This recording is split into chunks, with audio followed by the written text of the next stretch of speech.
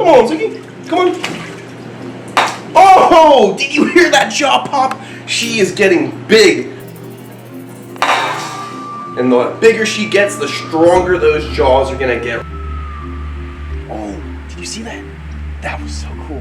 Guys, this right here is the Utila Island iguana. They come from the Utila Island right off of Honduras, and they're found nowhere else in the planet. If you get a good look at him, he doesn't look like any other spiny-tailed iguana or any other iguana species I've seen. He looks more like a tuatara, that lizard-like reptile that is related to no other animal on the planet. Very special. What are you doing, Ziggy? What are you doing, Ziggy? What are you doing, Ziggy? What are you doing? Huh? Good girl. You stay there for a second. What is going on, my beautiful, intelligent, very good-looking people, especially you. You, right there. Yes, I'm talking to you, Jeremy, all the way out in the land of Idaho. Oh, didn't expect for Chandler to acknowledge you. Yes. How are you, Jeremy? Put the potato down and listen.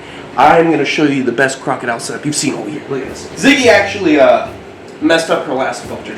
I was in the Keys, and she decided to throw her tube up, that's the intake, that sucks up all the water. She threw it up, it was sucking up air for too long, burned out the motor of this filter. Therefore, I had to go to the pet center and say, hey, my filter just broke out of nowhere, I need a new one. And they said, that doesn't make any sense. And I said, I don't know. So I got a new filter, and I also saw something really cool. This pump that shoots out a nice jet of water, making a nice stream in here. And Ziggy can now get exercise in her tub. See, what are you doing? What are you doing? Now she can get real exercise in here. The water's filled up as much as possible without overflowing the land portion of this waterland tub. And now she's able to swim and get exercise all the time. And this will only be temporary because, as you can see, Ziggy's getting big. Ziggy's going to be able to be in her own nice big outdoor enclosure later next year, or later this year. So this is temporary, but for now, while she's in here, she gets nice exercise. It's kind of like a treadmill, but for a crocodile. You got a jet of water, and they love to sit in these jets and just swim around. Nile crocodiles, American crocodiles, false gharials, real gharials, they all love to be in the current of the water using their muscles. That's great for crocodilian development. If a crocodilian is just sitting in shallow water and just eats all day, every week, well, not all day, but every week without getting true exercise, you're going to have an animal that's going to get obese, and it's not going to be as healthy as it can be, and it's not going to have that longevity of a life as it could have. So with a beautiful American crocodile like Ziggy, with everything I'm doing, hopefully she'll live over 60, 70 years. Crocodilians can potentially, yes, I'm talking to you, she popped her head up. Crocodilians can potentially live to be over 70 or even 100 years old. That is insane. I know that Steve Irwin, the crocodile hunter, actually had a female saltwater crocodile that lived to be over 100 years old. Isn't that amazing? Crocodilians, they're not like us. They're not like mammals that exert their energy. Their heart beats a whole lot. These animals conserve their energy. That's the cool thing about reptiles. They're smart. So that's why crocs and tortoises, they live so long. They're just much calmer animals, and their heart rate is just so much slower. What we're going to be doing today is giving Ziggy a little exercise as I feed her, so let's see how she's doing. Ziggy, you want some food? Look at it, so cute. Ziggy, come on, Ziggy. Come on, Ziggy. What's going on? Come on, Ziggy. Come on, Ziggy. Come on. Oh, did you hear that jaw pop? She is getting big. And the bigger she gets, the stronger those jaws are going to get. Right now, she probably has around 300 to 600 pounds per square inch pressure in her jaws. When she's a full-grown crocodile, she can have over 3,000 pounds per square inch pressure in her bite force. That is 2.5 times greater jaw force than a great white shark. Think about it. This croc could be 10 feet long and have a massive bite force, 2.5 times greater than a great white shark. Whereas a great white shark, they average at like 15 feet long, potentially getting 18, 20 feet long. Crocodilians have one of the strongest bite forces of any animal on our big, beautiful planet. Ziggy, come on. Good girl. She is such a beautiful crocodile. Look how beautiful her eyes are. And she feels around at the bottom, scooting her jaws back and forth, feeling for any rats that fall to the bottom of the water.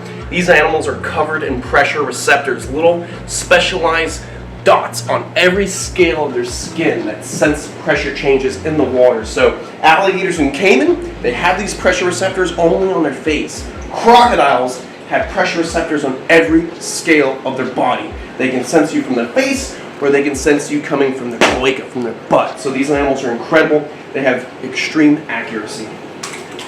You missed it. I was just talking about how good you were at finding stuff, and you failed. Good girl. Nice big rat. Gonna fill up her belly. She eats a variety of diet: blue crabs, fish, rats, shrimp, the jumbo shrimp from Publix. She eats better than me. Ziggy, you want some more? Come on. Come on. Good girl. Sweet little thing. Come on, Ziggy. Come on. Let's do a little jump for the camera, Ziggy. Come on, Ziggy. Come on, Ziggy. Good girl. That was awesome. You happy? Good girl. She's a sweet little pea. She's loving this nice flow in the water. It's a big change for her. It's an enrichment for her, something new in her environment that stimulates her, and she's going to get great exercise. I mean, it's like she's going to have the greatest looking tail of any crocodile you've ever seen. Nice, good muscles. Right, Ziggy? 0% body fat.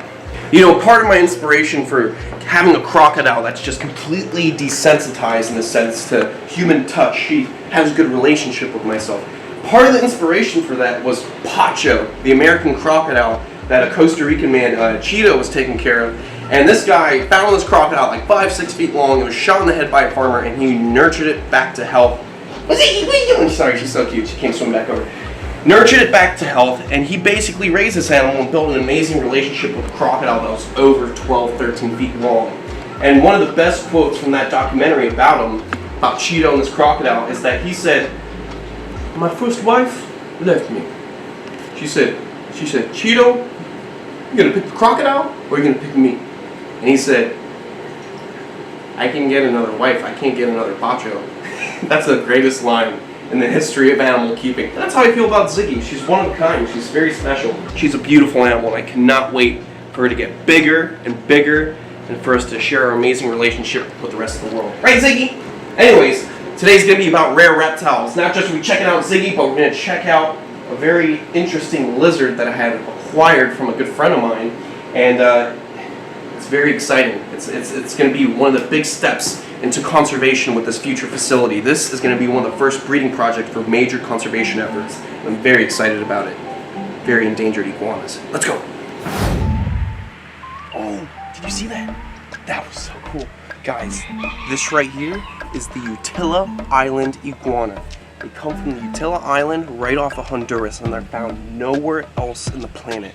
And that is why we have this lizard. This animal is critically endangered. There are less than 7,500 out in the wild of that beautiful island of Utila. The thing is, look how he's observing. He saw some other animals playing around. We have some rescued raccoons in an enclosure over there. He started checking them. He's like, "What's going on? What's going on?" He's probably a little worried because out in the wild, the Utila Island iguana is under threat of introduced species like dogs and cats preying. We got raccoons fighting like crazy right now. Raccoons, stop playing right now. You guys gonna stop? You gonna stop causing problems? So anyways, back to what I was saying. These iguanas are critically endangered, and they're under threat because of introduced species like dogs and cats. These animals prey upon these iguanas. They don't even get that big. You may think like iguanas, they can get like 6+ feet. Depends on the species. The spiny-tailed iguana, specifically the Utila Island iguana, only gets about that big. He's a subadult right now. So that means I need to find him a female and get him breeding, get an opposite sex bloodline so we can breed this animal and have insurance colonies. So if anything were to ever happen to that island, a massive storm, they go extinct because dogs and cats are eating them all, or just the simple fact of development on the island taking away their natural habitat that they utilize.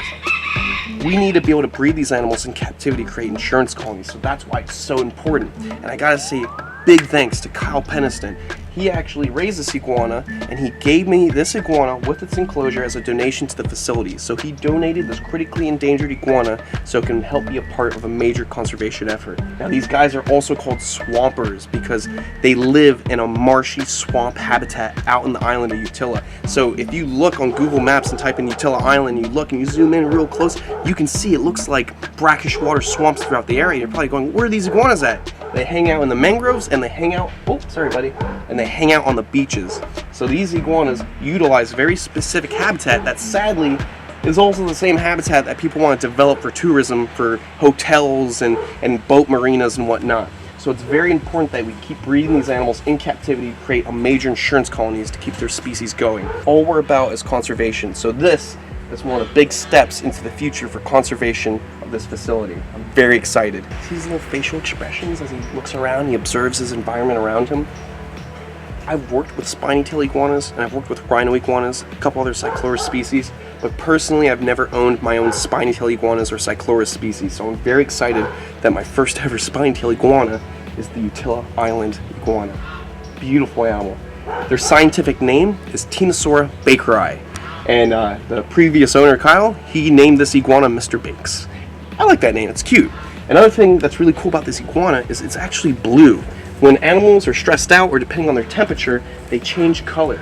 This guy, when he's out in the sun for a while, he turns to baby blue, like sky blue. He's such a beautiful animal. If you get a good look at him, he doesn't look like any other spine-tail iguana or any other iguana species I've seen. He looks more like a tuatara, that lizard-like reptile that is related to no other animal on the planet. Very special. This is all new for him. He's only been here for a couple days. This is a beautiful enclosure that was built by the previous owner. This was donated as well, so thank you so much, Kyle Peniston. Really appreciate it. This is a nice big box that you can hide in at night. It's got a heat lamp on the back, and it's got a latch so I can put hay in there, so he's good to go. He's got a nice spring mix diet right down there. He has some Missouri tortoise diet as well, and he loves to eat mealworms. Another thing that these guys love to eat are crabs. They love to go up to big crabs and crunch them down. I can confirm their jaw pressure is really strong because the other day, the first night I had him, it was getting really cold, and him being a new animal and being critically endangered, I wanted to make sure that nothing happens to him, so I didn't have a heat bulb for his box at night. I had to grab him. I reached in from the back side of the box. I made the wrong grab. The thing with me is when I deal with crocs, caiman, venomous snakes, I know there's no mistakes. Don't get bit.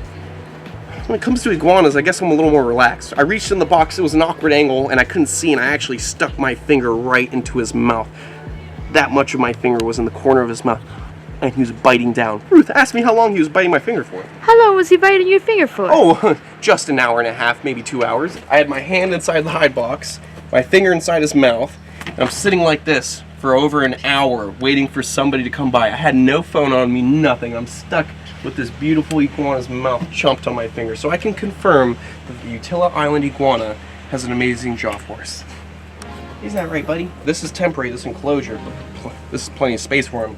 We're going to be doing an amazing habitat. Like I said, I like to replicate what these animals have in their natural habitat. So what I want to do is a nice big walk-in enclosure, plant some mangroves in there, put some sand, have a nice creek going on, so he feels like he's at home in the swamps. So this is Mr. Bakes, the Utila Island iguana. He's going to be an awesome effort for conservation, and I'm glad you guys shared this moment with me to check him out. I'll see you guys in the next one. Stay beautiful, stay safe, and most of all, love your iguanas, love your turtles, and careful with where you stick your finger at night. Anyways, love you guys. See you on the next one. Stay beautiful, stay safe, and most of all, stay gangster.